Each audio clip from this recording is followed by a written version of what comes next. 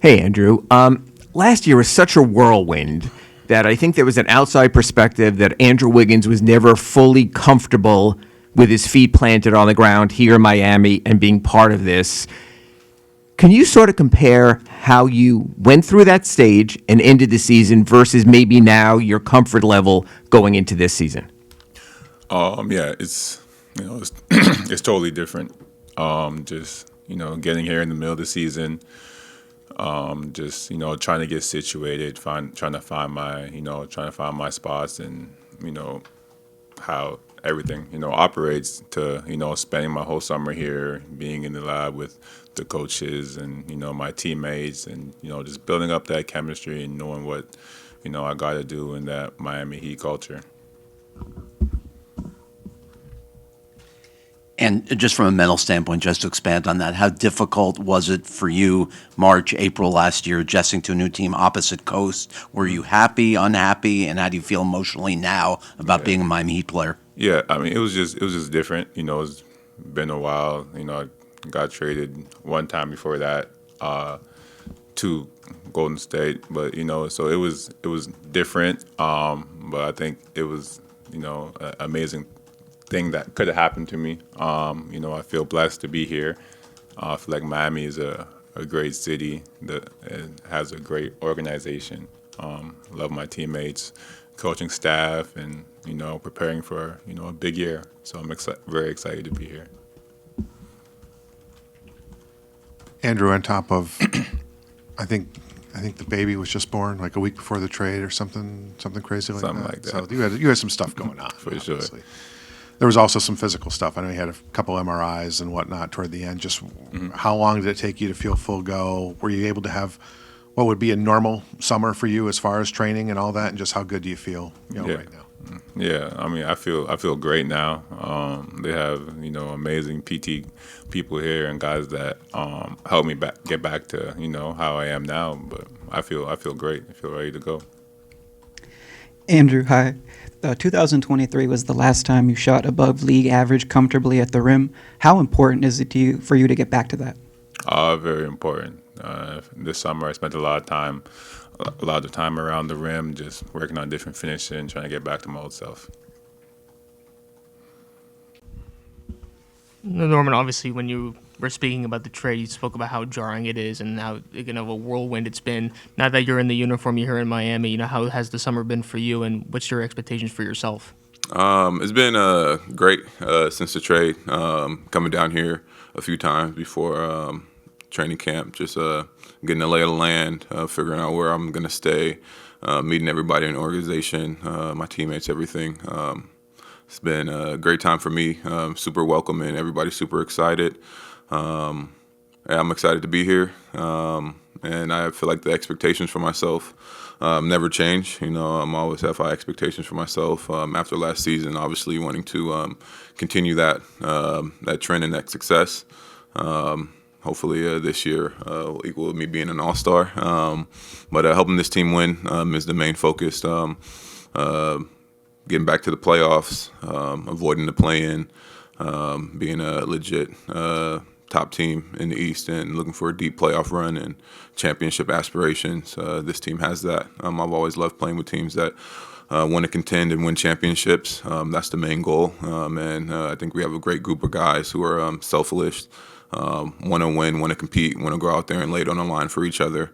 And I think we have a great opportunity this year in front of us. And I'm just happy to be a part of this team and the coaching and my teammates seeing how I can fit in and help push this team forward. Last time you spoke, you were talking a lot about playing next to Tyler and how you guys are going to bounce off each other. Now with him out to start the season, just how does your mindset change offensively? What your role might be for the first month or so?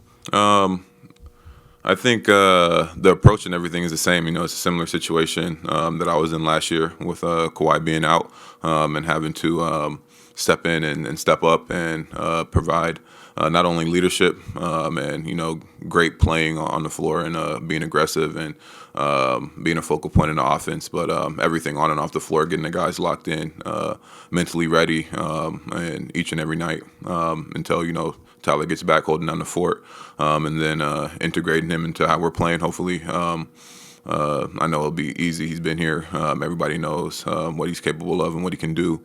And being able to fit in with me and the guys as the season's rolling along, I think it only add an extra boost when he gets back fully healthy and back on the floor. But I think we have a great group of guys that can step up and looking ready to be that next man up and go out there and prove what they can do. You know, the young guys that probably didn't get a lot of opportunity last year will definitely have that opportunity now to show what they're capable of and show that the coaches and the organization can rely on them.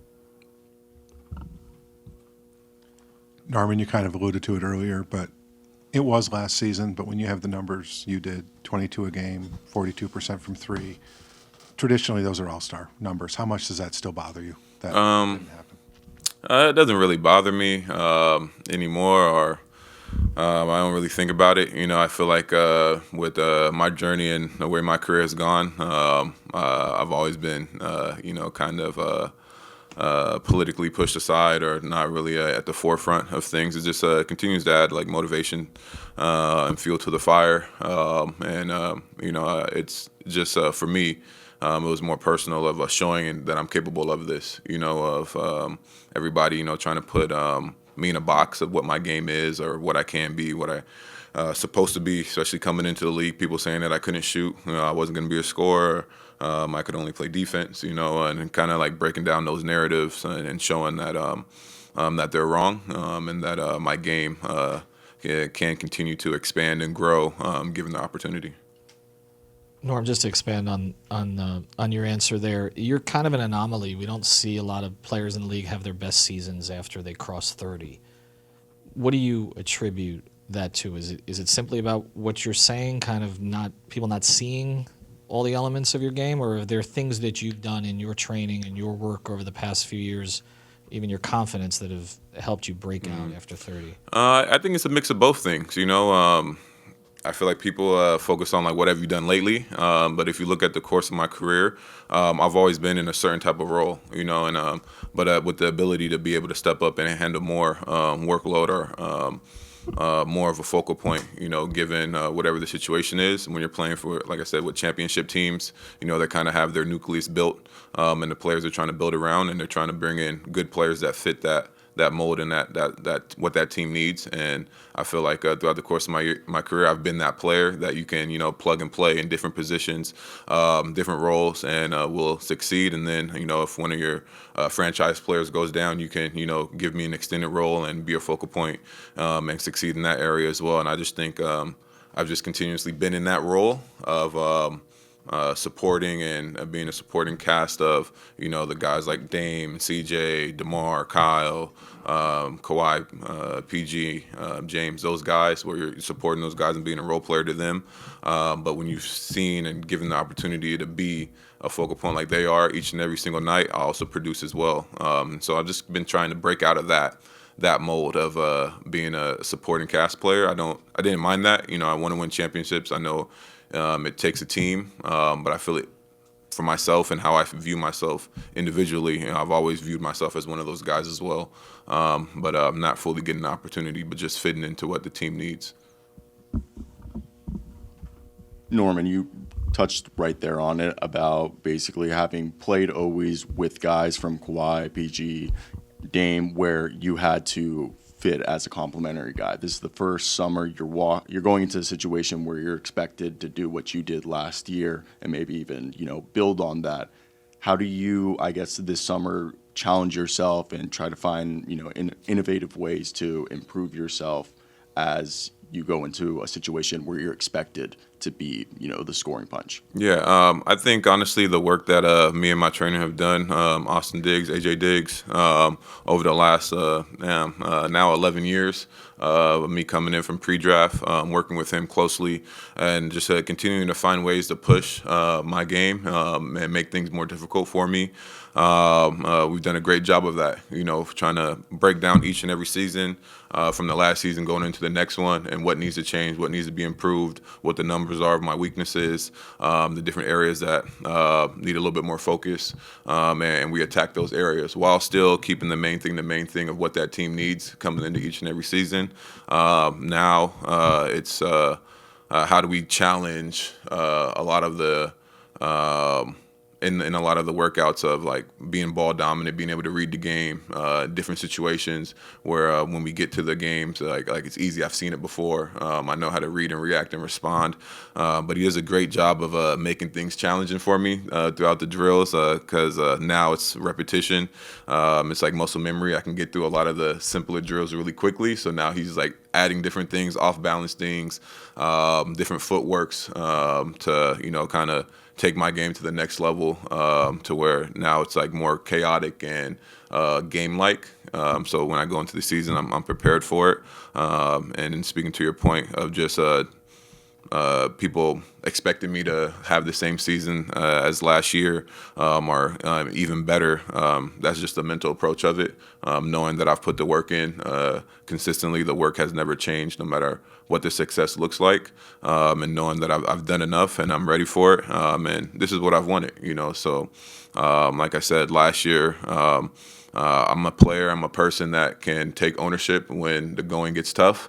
I don't shy away or back down or point the blame. I take ownership. I can shoulder the load of whatever is going on through the course of the season. 5 good games, 5 bad games, whatever it is. I'm a player that stays even keel and focused on the task at hand, knowing that it's in me and within my power to change it or keep it going. And that's my mental approach focus of just staying even keel and into the moment. Hi, Norm. As a vet, what is your role in helping the younger players on this team? I think the biggest thing as a vet is passing down the knowledge of what I've been able to accumulate over the years from the other veteran guys that I looked up to when I was a young player coming into this league, watching their approach, their professionalism, and their work ethic, and dropping nuggets here and there. When they ask questions, I'm an open book of my career, whatever they're going through, whatever role situation they're in, whatever struggles, I've probably seen it and been through it and experienced it. So, just keeping them motivated and focused on their journey and their own path as well.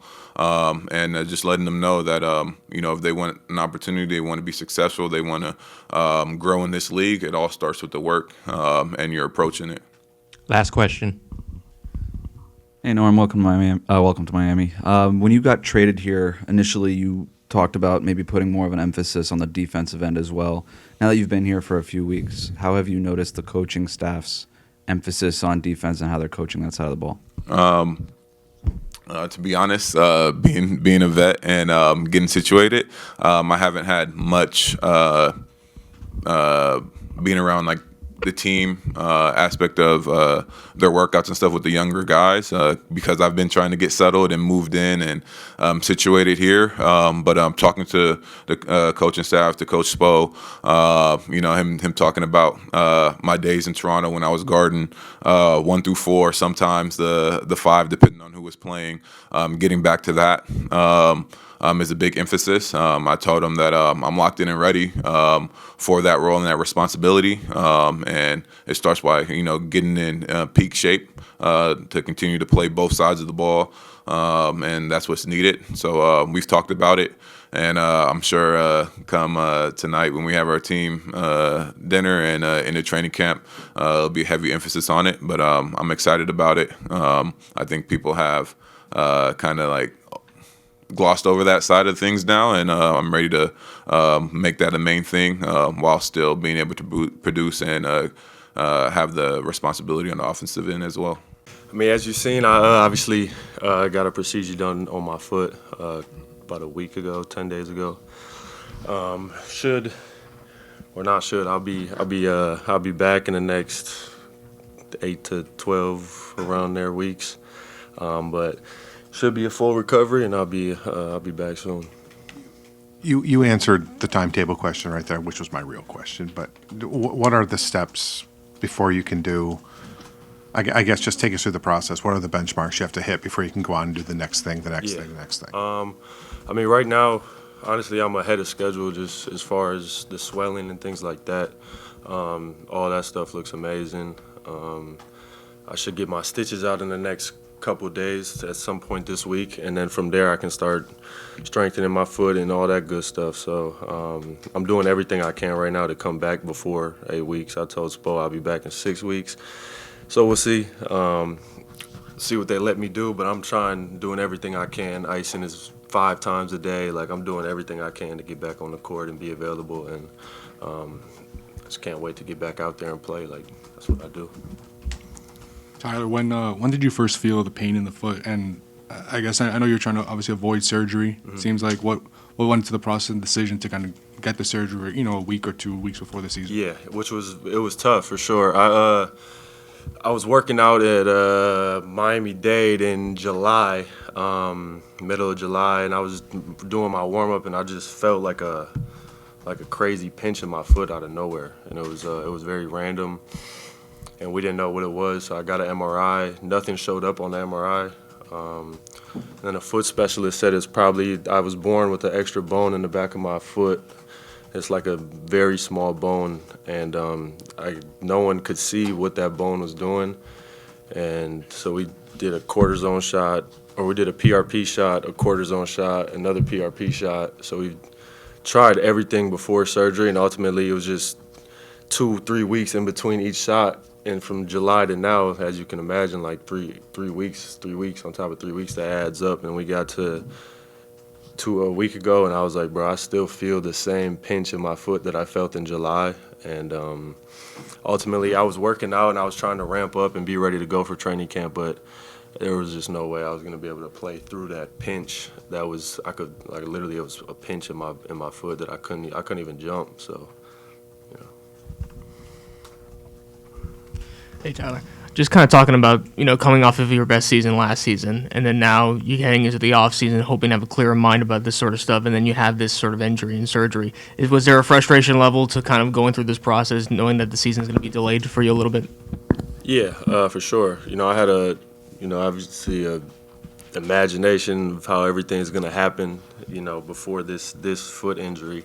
But, I feel like everything happens for a reason, and at the end of the day, this isn't, picture perfect for me, but, I keep my head down, keep working.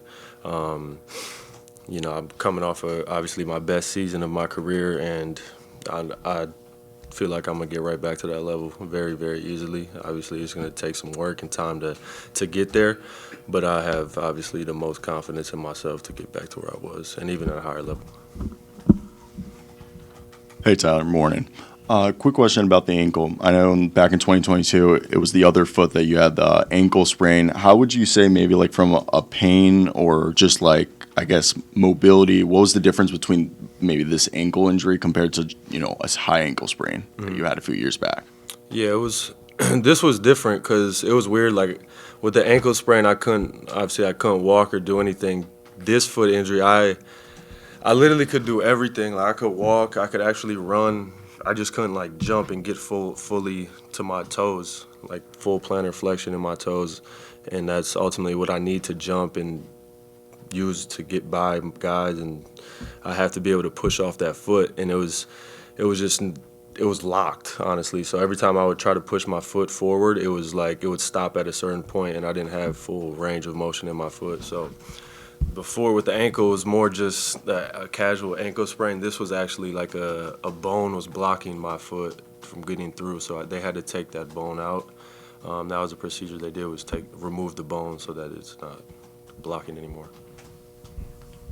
Tyler, talking about looking forward to getting back, just how much are you looking forward to playing next to Powell, just offensively? What do you kind of see as the strengths between you guys playing off each other on and off the ball? Just what do you like about that combination? Yeah, I've always been a huge fan of Norman's game, just watching him. Even growing up, he's a little bit older than me, so being able to just play with him, I was definitely very excited to do that.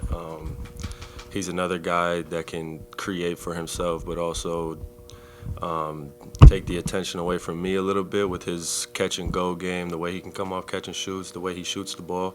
So, I'm still looking forward to it. I'll be back in the next 8-10 weeks, and I know he'll hold it down until I get back, and then we'll hit the ground running together. Spo said that he's been kind of working on scheming up this roster, not looking so much at the past, kind of looking at what your guys' strengths are as a group. Assuming full health here, just for a second for you guys, like what do you think the strengths of this group are offensively? I mean, we're younger than we've been in the past, so I think, and when we spoke about it, I feel like we speak about it every year, playing faster and getting out in transition. But I think this year we can really do some things with Davion at point guard, Drew being able to get out in the passing lanes and just playing a little bit more athletic. Like we're younger, getting to play free and young. I think that's just a new energy to the team.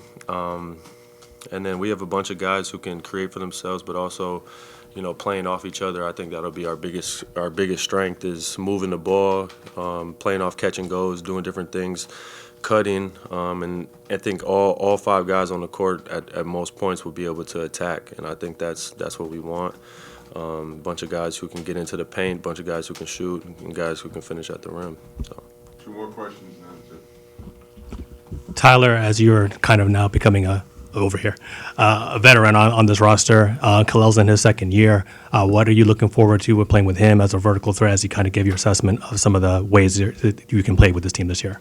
Yeah, very excited, just to see his growth. We all saw how, special he can be.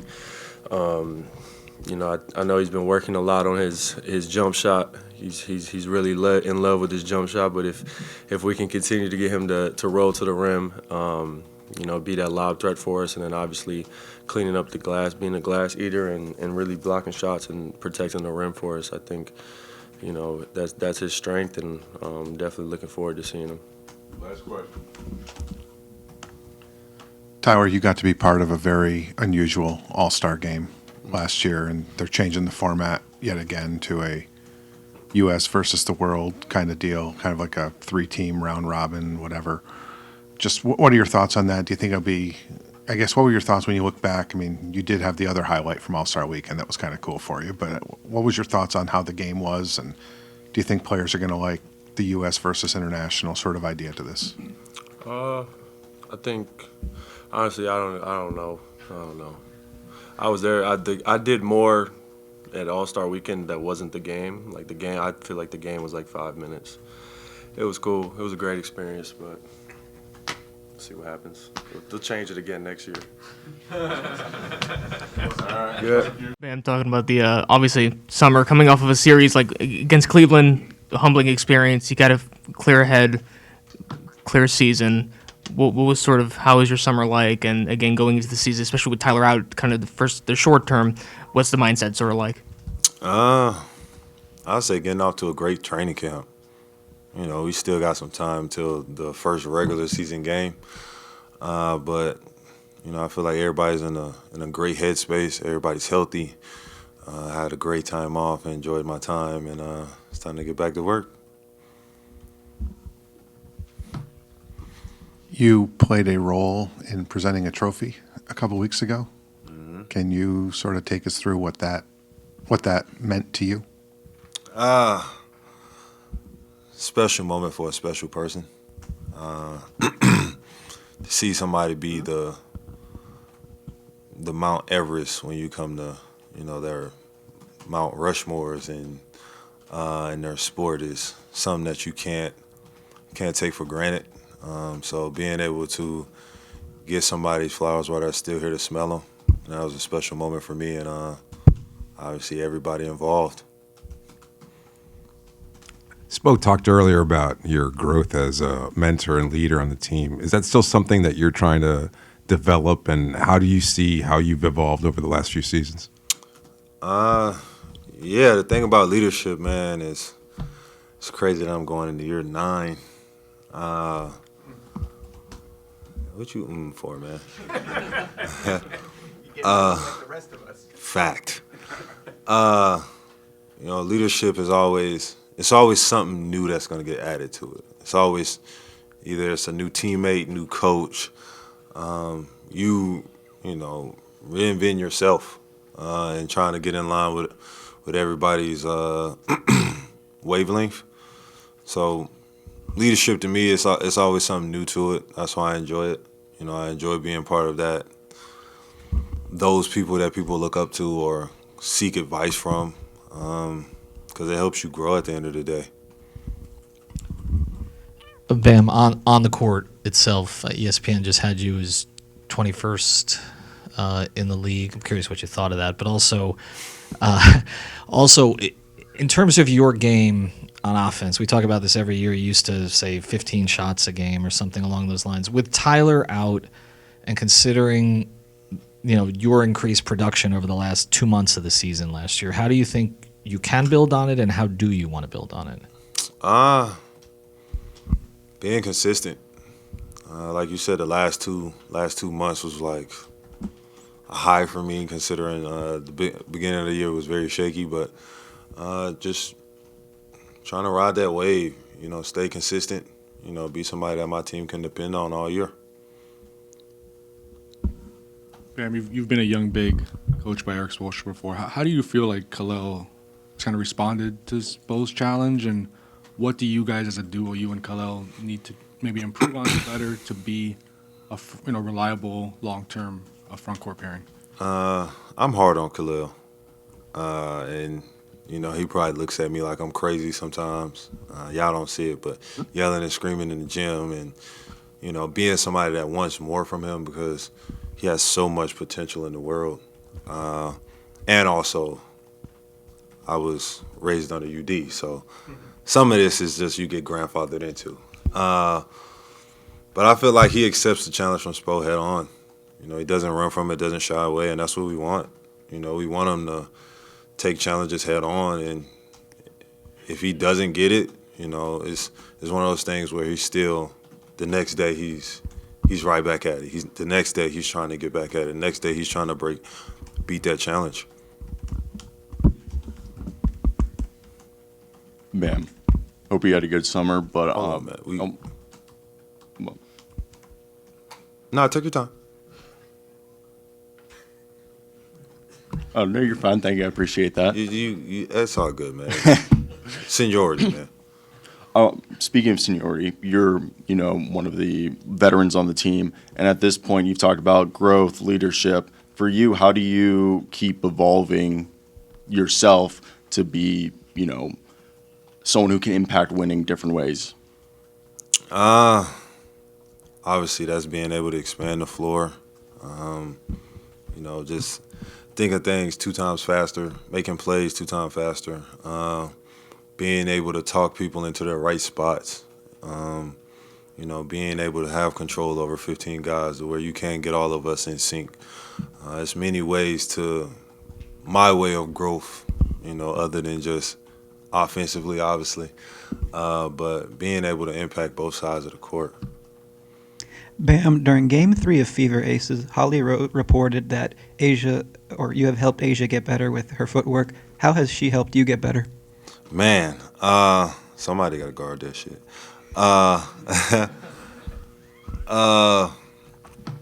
Man, just to have somebody that you can actually talk to from a different perspective. From a different perspective, different lens. Obviously, different coaching. So for me, man, it's just being able to watch somebody that great and ask questions after the game. You know, I feel like that's the biggest way she's helped me, by just allowing me to ask questions and giving me honest answers. Last question. You know, you said after the playoff loss that you envisioned some changes to be coming to the team that, you know, that came in the form of Norman Powell and what he's going to bring. Can you just kind of talk about that, especially that maybe uptick in production because Tyler's going to be out for a little bit? Yeah. Obviously, we know Norman brings the scoring, but he brings a new level of energy, different level of energy. You know, obviously he's coming in with a chip on his shoulder, so you like guys like that where they got something to prove for themselves, and probably a lot of people out there to Norman Powell himself. Thank you. All right. Yep. Thank you. Speaking of which, here's Norman Powell. Thank you, man. All right. Good morning.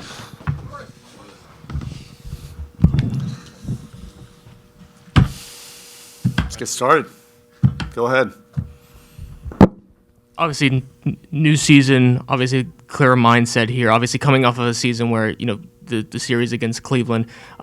What's it like to have an off season now where you're getting into a clearer mindset? The players kind of know what the goal is. We were able to do everything this off season. Like I said before, after that series, it was humbling, and we had plenty of time to get away, reflect, decompress, and then get to work. We had to analyze that series first. We had to analyze things that happened the last 6-8 weeks of the season. Some of the stuff from before that wasn't quite as relevant. And then we had plenty of opportunity to retool and get to work, put our minds together as a staff, and put together a coherent plan that we think is makes sense for this season, and then get the players ready. The players are in a great place right now. Everybody's in really good shape.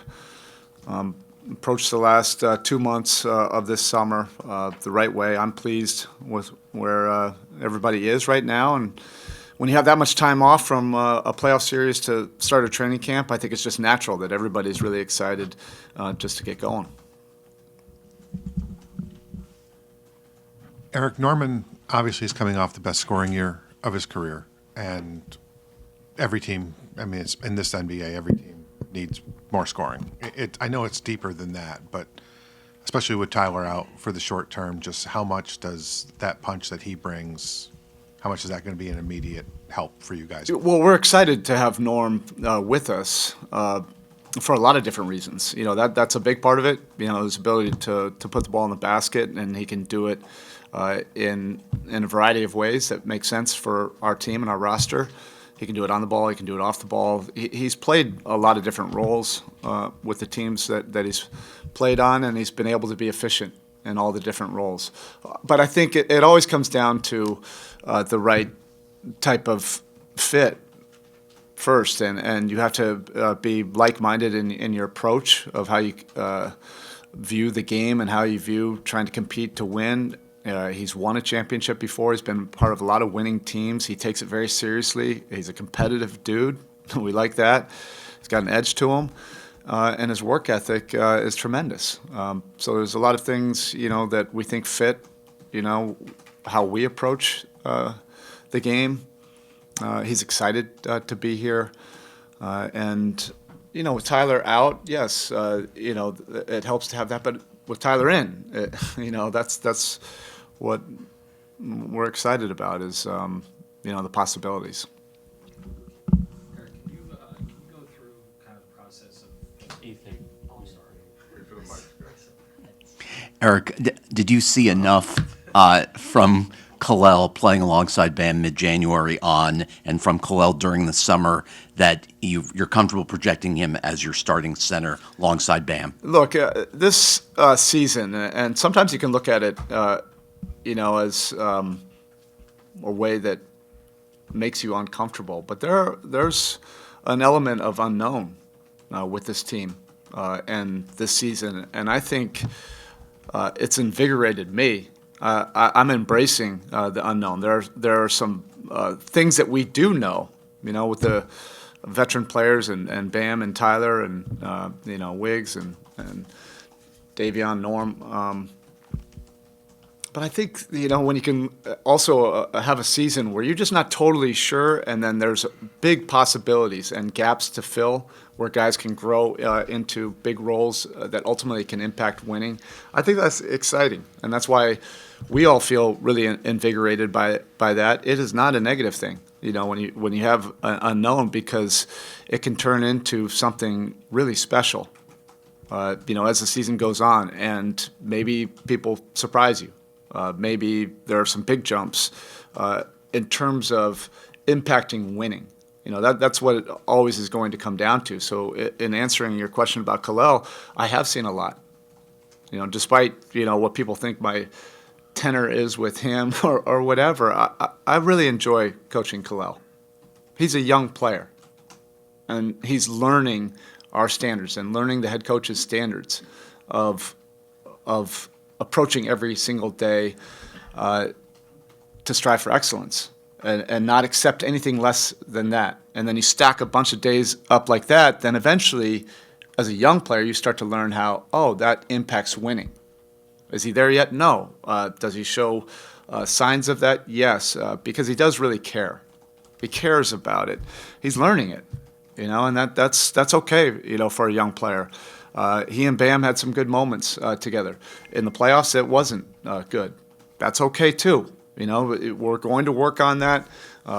He's trending in a way that he's positioning himself for an important role, and then he'll have to prove it. He'll have to earn it, just like everybody else. There'll be some guys that we're going to lean on that that you can bank on their minutes. Bam being one of them. There are several others. I don't have to name all their names, but Kalel's in that bucket of young guys that I'm really excited about.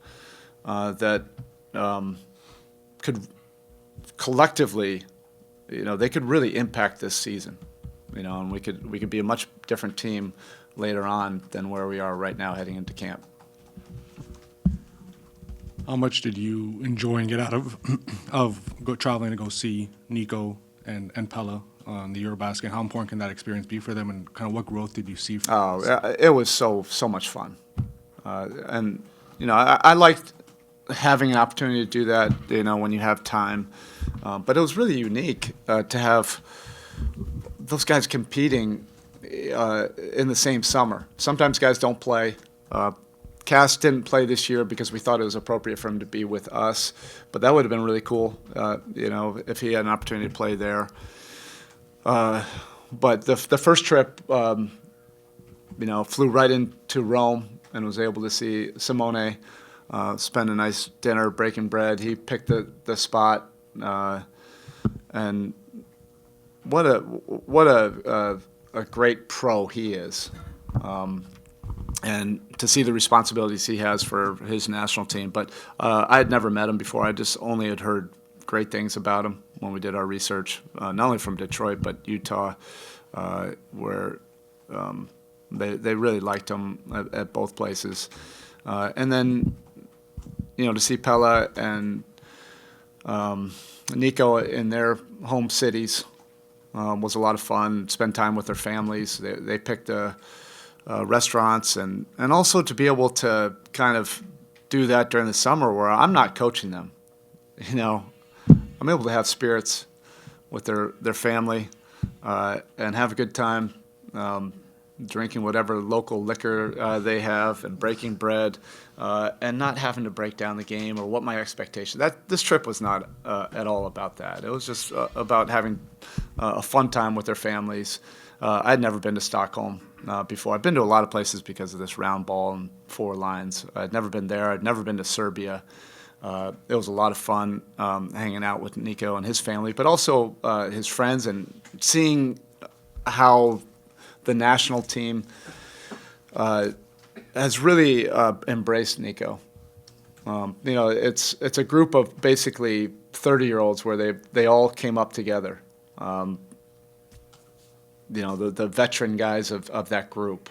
They've been playing together since they were 12 or 13, 14 years old. And each one of them came up to me when I was able to go to one of the practices and said, "Hey, we got him. Don't worry. He's becoming more mature, more professional. And if you're hanging out with players much older than you, it just naturally happens." I've seen growth from him over 3 years because of that standard that they've had, in that program. So it was fun. I was able to have some Serbian dishes and spend time with a lot of people over there. Erik, can you go through the process with Tyler and how the decision was made to have the surgery, when it was, and did you think that there was a chance that it wouldn't be required and maybe he would be available? Yeah, I think all those things were on the table. There was option A, option B, option C. That was option C, and so we would work through the other things. He had a really good summer, as he always does. We know Tyler puts in a lot of time.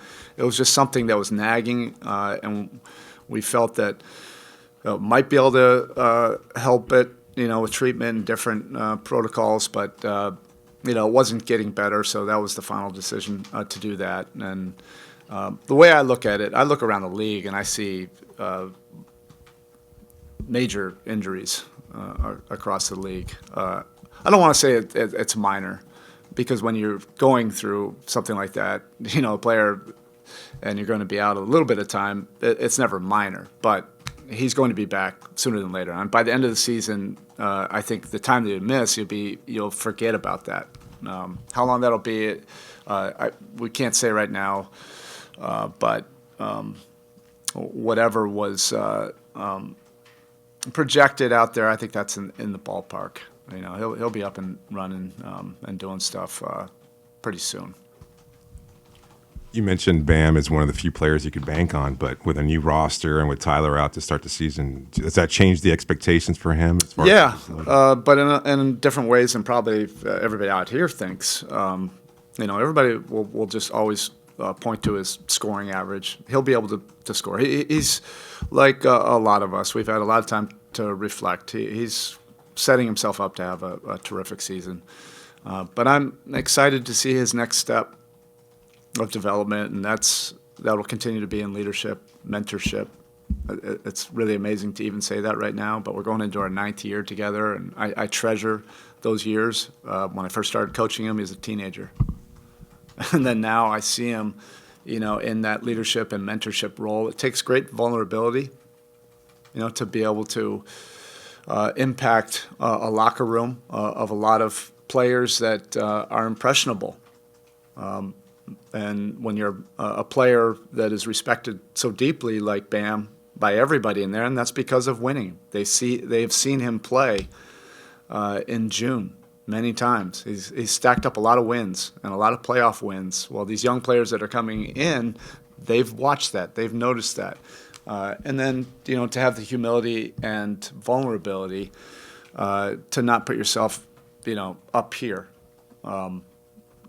And telling guys what to do all the time. I think that's the mentorship piece that he's really growing into, and I'm going to enjoy watching him really apply that this season. Good morning, Coach. When you added Norman, what was your excitement level with that? There's a guy that could have been an all-star last season. And what was your message to him when he arrived in your first meeting? Well, I met with him in Vegas right away, was able to spend some time with him, and we were thrilled, obviously. We had a lot of things that we planned to do this summer. That was one that happened pretty fast, and it was a little bit of a surprise. We've battled against him over the years, particularly when he was in Toronto. So that respect level was there, and how he approached the game, and learning about him, even the way Kyle talked about him. We're really impressed with his makeup. So I didn't have a message, the first time I met with him. We have time for that. I'm not really the same coach I was in 2008, when I met with Dwayne and at lunch and immediately started going into, hey, here's what you got to do. We have time for that. It was more about just getting to know him and shooting the S, as you tend to do in Vegas. It was fun though, getting to know him. I like him. I like him as a guy. Morning, Coach. I hope you had a good summer. I wanted to ask, what's your guys' plan for basically the ball handler? As you guys, your best years, you guys had top 10 offense in terms of assists, and you guys were a better three-point shooting team the last 3 years. You guys haven't shot the ball as well. Yeah, your assists have become better over the last few years, but you guys haven't had a primary ball handler. Yeah, well, we have a lot of primary ball handlers, I think, on this roster. But I think the versatility, I think you need it in this league right now. This is a different league than it was 5, 6, 7 years ago. You have to have a lot of guys that can make plays off the dribble, that can enter you into offense, that can handle pressure. And I don't really want to compare, things to last season. To me, this feels like a different chapter, a different season. We have a different plan that we feel makes sense for this group, and it has nothing to do with our statistics or analytics from last season. Once we went through the autopsy of the playoff series and the last 6-8 weeks, we moved on. And then when we put together this roster, really the last 6 weeks have been about putting together a plan that we think hopefully will maximize this roster, but we want to leave a bunch of room for improvement. We want to leave some wow factors that can change the course of the season, and an adaptability to be able to change course, slightly or significantly, whatever's necessary for this season. But we've put in the time, to say the least. It's been fun. It's been a lot of fun these last 2 months, charting a different plan for what we feel is a different team. You guys will expect and ask a lot of Wiggs, obviously, but just how much more settled? How important was this offseason for him just to get settled down here and spend time down here? And obviously the transition midseason is not easy. Have you seen a more kind of comfortable Andrew Wiggins so far this offseason? Without a doubt, yeah. I'm very pleased with where Wiggs is right now heading into camp. He's in terrific shape. He's been in the gym really since middle of July. I don't know if he had done that, previously. It doesn't really matter. But he moved his family down here. His best games, not so coincidentally, last year is when his family visited. And that's the type of human being he is. He just wants to have his people around him, his support group, and his family and kids are amazing. They started school down here. He's put in the time. You can just see it on his face. You know when Wiggs is when he's smiling and approaching every day with a positive approach. And I think, he's proven himself in this league that he can be such an impactful player, both ends of the court. He can be elite. He can be elite as an offensive player. He can be elite, top of the food chain defensively when he's on top of his game. And I think he's healthy, he's in shape, and we'll need all of that for him to embrace being great. Last couple questions. What's your perspective on what Terry Rozier might be able to do to get back to where he was before? And did you talk to him, and now in sort of hindsight, looking back, did you see a particular reason where his play sort of fell off that cliff? I didn't really have those kind of discussions. Like, last year's last year. I think any one of us could look at last season and say, "Whoa, what was that?" And that's just the way it was. But what you can control is your approach every day. And Terry's been in the gym. Again, it's very similar to Wiggs. Terry's been in the gym since middle of July. He's been working with Jeff Ruiz on his body, his fitness. He's in great shape. He's lost 10, 12 pounds. His body fat is down. He's moving great. And when he wasn't with us, he was playing pickup anywhere he could find a game in Miami. That's the kind of guy he is. He's a hooper. So when I said there's an unknown and there's an openness, I'm open, to the start of the season. And I'm not going to judge, players or put them in preconceived boxes right now. We need some, some jumps, some pops, and I want to have an environment that's open, to guys stepping up. Spo, as far as power rotation depth behind Bam and Ware and Jovic, what appealed to you guys about bringing Precious back? And did Vlad Golden show you enough where you think you might be able to count on him for a certain number of those 50 eligible two-way NBA games? Yes, we feel very good about our front court because we have size, not only vertical size, but we have athleticism size, we have versatility size, we have girth size. Vlad had a really good summer, and he doesn't necessarily jump off the page with his play, but what he does is he's consistent with that physicality, that effort, and he'll get better at some of the NBA nuances. That's a specific role, that Vlad hopefully can carve out in this league. And as you can see, when I said the league is changing, that's some of how the league is changing, and you just want to be able to check that box, and there's a need for guys with that kind of size and physicality. Precious, we never had an opportunity to fully develop him. There was a lot that we really liked about him. That speed and athleticism, that jumps off the page. And I think he probably has a different perspective. Some of these discussions that we were able to laugh about it.